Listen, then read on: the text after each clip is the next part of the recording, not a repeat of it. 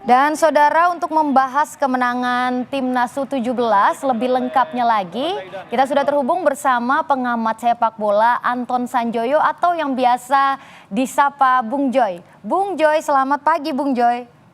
Selamat pagi, Tata. Bung Joy, tadi kita lihat permainan Indonesia, kita menang nih pada laga perdana grup C melawan Korea Selatan. Ini merupakan sejarah baru nih, Bung. Ini bagaimana Anda melihat pertandingan tadi? Kita di awal-awal sempat banyak dapat serangan, tapi ternyata kita bisa bertahan. Bagaimana Anda melihatnya? Ya, kalau dibilang sejarah sih enggak ya. Indonesia kan pernah mengalahkan Korea di U23 di kejuaraan Asia juga. Jadi cuma kan waktu itu menangnya lewat adu penalti. Tapi bagaimanapun kan waktu itu juga membawa sejarah angin segar lah bagi Indonesia. Tapi sekarang menurut saya meskipun bukan sejarah baru, tapi ini adalah bukan cuma angin segar ya, karena ini membuka peluang bagi Indonesia untuk lolos ke Piala Dunia kan, Piala Dunia U17. Jadi apalagi lawannya adalah Korea Selatan yang kalau di tim seniornya kan ini salah satu yang terbaik di Asia bersama Jepang. Jadi memang cukup mengejutkan meskipun kalau saya lihat memang ini kemenangan ini banyak catatannya ya. Indonesia kan tertekan hampir 90 menit penuh tuh tertekan, kalah di semua departemen, depan, belakang, tengah, mereka hanya bisa bertahan sesekali menyerang. Duel one on one juga sering sekali kalah. Memang pertahanan Indonesia begitu bersemangat ya. Hampir semua pemain ikut turun bertahan kalau dapatkan serangan. Jadi semangat ini yang tetap harus dijaga dan masih ada 2 pertandingan melawan Yaman dan Afghanistan. Mudah-mudahan sih fokus terus ya, jangan terlena dengan kemenangan ini. Karena catatannya masih banyak. Penyelesaian akhir sangat kurang, determinasi terutama di lini tengah meskipun Evandra bermain sangat bagus, tapi menurut saya lini tengah tidak cukup berperan untuk mencegat serangan-serangan dari Korea Selatan. Tapi itu masih bisa improve lah dalam 2-3 hari ini. Karena kalau saya lihat dari hasil sejak kualifikasi, Indonesia kan hanya sekali kalah dalam pertandingan uji coba melawan Iran. Jadi overall sebetulnya timnya Nova Arianto ini sangat oke. Meskipun kalau bersaing dengan tim seperti Korea harus banyak improve-nya. Kalau tidak, ya hanya bisa masuk ke Piala Dunia, tapi di Piala Dunia mungkin tidak akan banyak berbicara. Jadi mumpung masih ada waktu, masih ada 2 pertandingan di babak kualifikasi, di babak final ini, di putaran final. Jadi harusnya sih timnya Nova ini bisa improve ya. Mudah-mudahan melawan Yaman improve-nya banyak sehingga bisa memetik kemenangan yang sangat meyakinkan. Oke, baik Bung. Dan juga kalau misalnya kita tarik sedikit ke belakang sebelum pertandingan mulai, pelatih Nova Arianto ini juga sempat optimis. Jadi dia juga bilang kalau misalnya kita tidak usah takut kalah kualitas, yang penting mental kita berani gitu. Apakah itu terlihat tadi di lapangan ketika pertandingan, Bung? Oh iya, kalau dari skill dan permainan tim kan memang kalah ya. Tapi semangat yang diperagakan oleh Putu dan kawan-kawan ini luar biasa. Bahkan di menit-menit terakhir kan beberapa pemain kram. Itu karena memang tekanannya yang luar biasa. Kalau kita lihat pemain-pemain Korsel jauh lebih fit dalam hal ini ya. Jadi memang ini catatan buat Nova, catatan buat federasi sebetulnya, buat PSSI. Karena sebetulnya kan kita punya talenta-talenta hebat. Cuma mereka kan tidak terbentuk lewat kompetisi yang ajak. Sehingga mungkin dari sisi fisik ya jelas kalah lah dari Korea.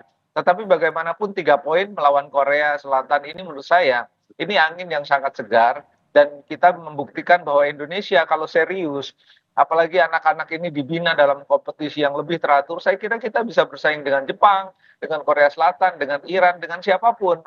Jadi sebetulnya potensinya ada. Nah, ini apa yang dikatakan Coach Nova memang kelihatan kan di lapangan, semua pemain mati-matian, bahkan ya jatuh bangun sampai harus mendapatkan perawatan, tapi itu bagian dari perjuangan. Mudah-mudahan mereka pulih ketika nanti menghadapi Yaman.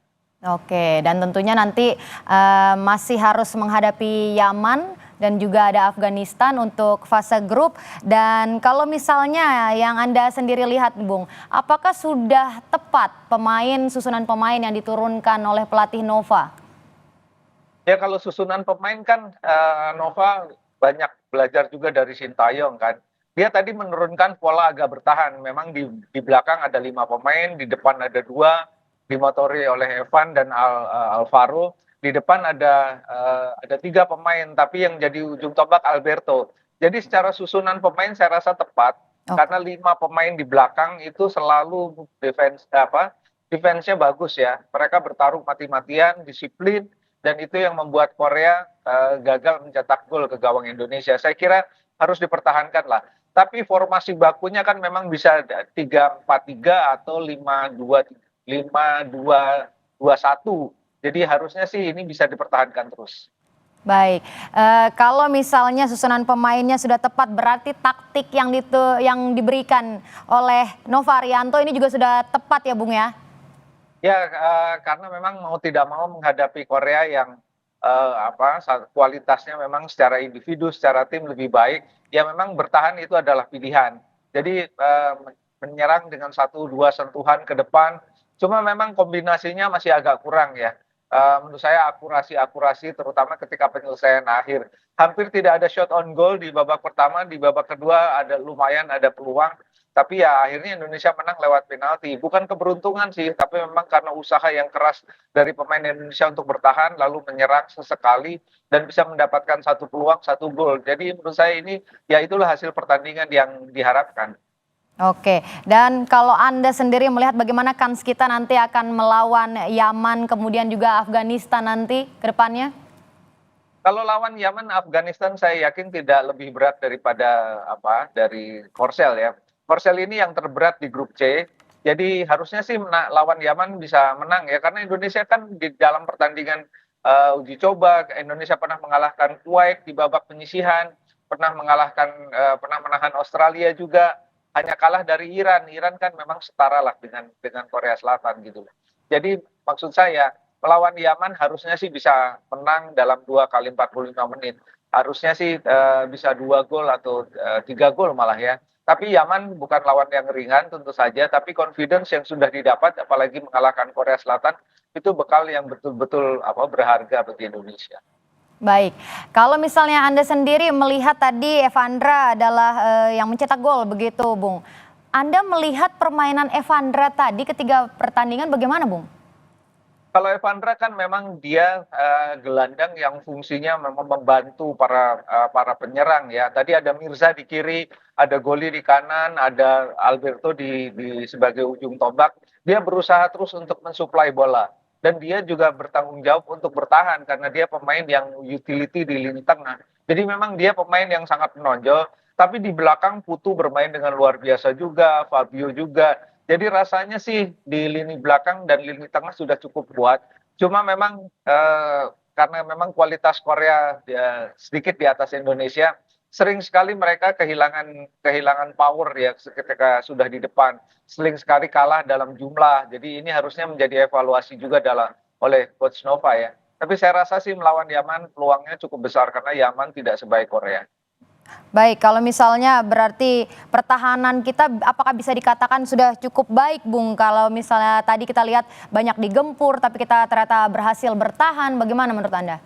Ya, pertahanan sudah oke ya, meskipun juga Korea menurut saya juga kurang tenang dalam penyelesaian akhir. Tadi ada 3 peluang emas yang gagal jadi gol. Jadi bukan keberuntungan lah, tapi memang determinasi di belakang sudah oke, kiper juga sangat tenang.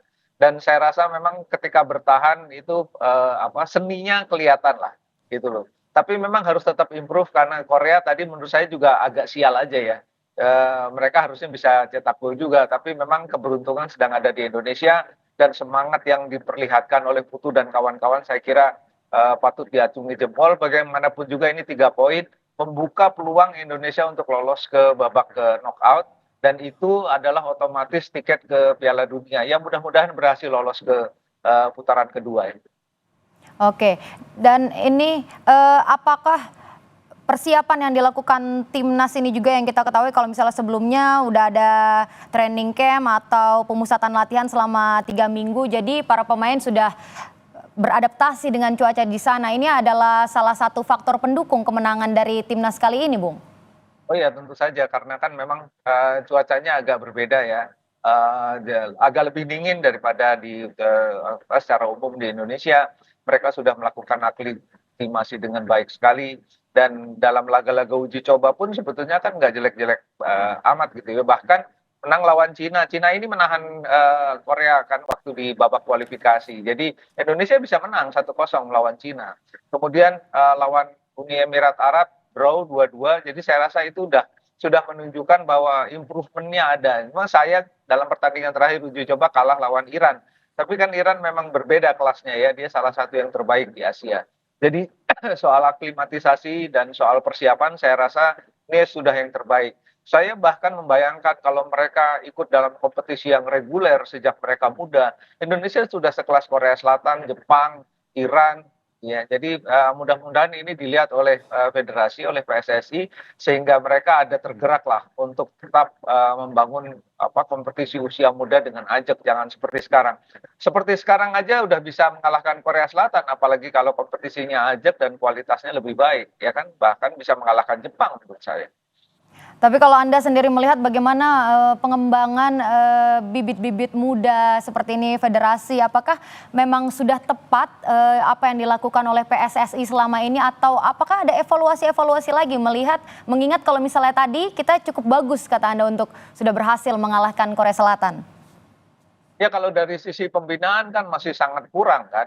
Bahkan saya selalu kritik bahwa PSSI ini kan niatnya untuk membangun kompetisi usia muda hampir tidak ada gitu loh.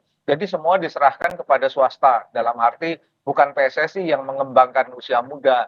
Dan ini yang sangat disayangkan, padahal mereka kan yang punya akses, punya semua akses politik, akses finansial kan mereka yang punya, akses ke FIFA juga mereka yang punya.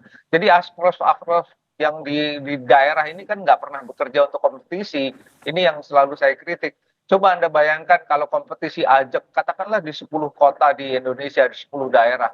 Indonesia akan menghasilkan banyak sekali pemain muda, nggak cuma Putu dan kawan-kawan, tapi ada ribuan pemain yang potensial.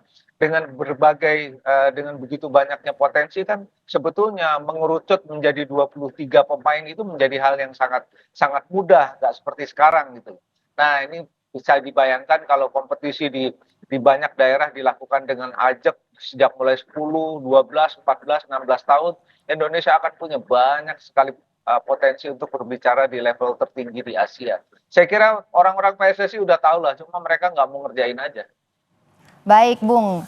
Pertanyaan terakhir, Bung. Jadi apa saja poin-poin penting yang harus dipersiapkan untuk pertandingan selanjutnya, Bung? Kans kita seperti apa? Pertahanan sudah cukup bagus, lini tengah menurut saya harus tetap bekerja keras untuk menjadi barisan pertama yang menahan gempuran lawan. Yang ketiga, di lini depan harus lebih klinikal, lebih akurat, lebih mampu mencetak peluang dengan dukungan di lini tengah. Tapi overall sih ini udah oke ya, cuma memang improvementnya masih banyak. Lini belakang yang paling oke, lini tengah harus improve, lini depan jauh-jauh harus berusaha keras untuk mencetak peluang, mencetak gol, karena itu yang dibutuhkan untuk meraih kemenangan itu mencetak gol. Jadi harusnya sih lini depan bisa lebih improve ya, karena saya rasakan ketika mengalahkan Mariana kan di babak kualifikasi kelihatan betul mereka sangat dominan, satu peluang satu gol ini kan harusnya bisa terjadi pada pertandingan lain. Ya mudah-mudahan melawan Yaman lebih akurat ya. Baik, terima kasih Bung Joy sudah berbagi pandangan Anda. Tentunya kita akan berdoa yang terbaik untuk timnas kita ke depannya, timnas U17 selanjutnya yang akan melawan Yaman dan juga Afghanistan nanti. Terima kasih, Bung.